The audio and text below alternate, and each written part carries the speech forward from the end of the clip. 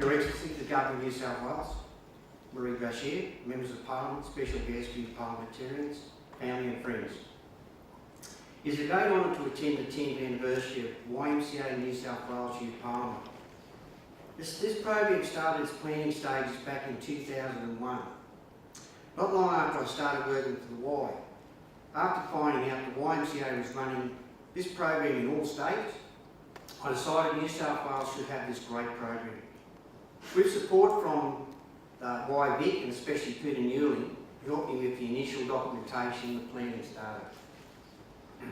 I needed a task force. Where would I get one? The first task force came from participants at the National Roundtable from New South Wales.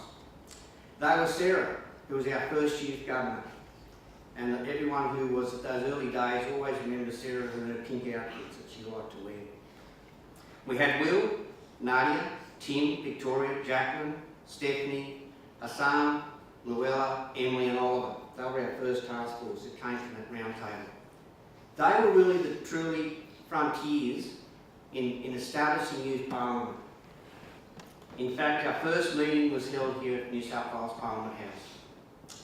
The support that we received, especially from a gentleman called Graham Spindler, who is now retired, and his staff here at Parliament New South Wales, certainly made the task a lot easier and helped me immensely, because I didn't have any idea, to be honest, about how it was going to go, and he was fantastic with him and his staff.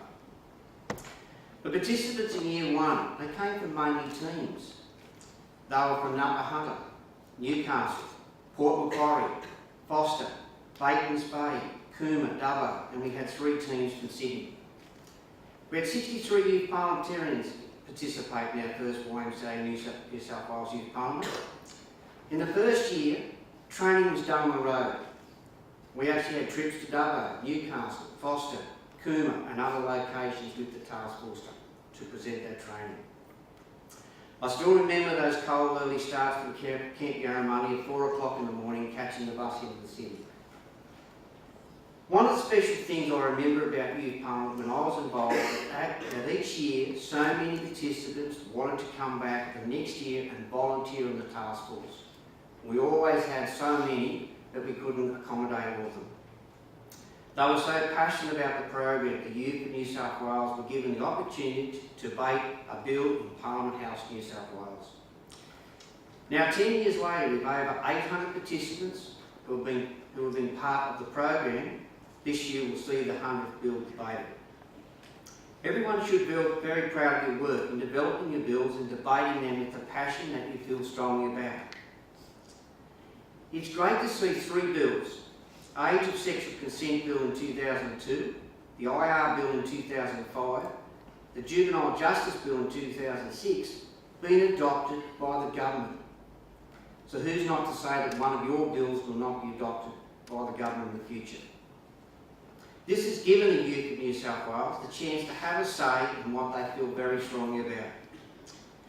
In fact, one of our first participants from Batemans Bay, who then went on to be a task force member for several years, only sent me an email on the weekend, who I invited along at the end of the week or to come today, to wish the program good luck from London, where he's now the European correspondent for Network 10, and he was sorry that he couldn't come along to this event.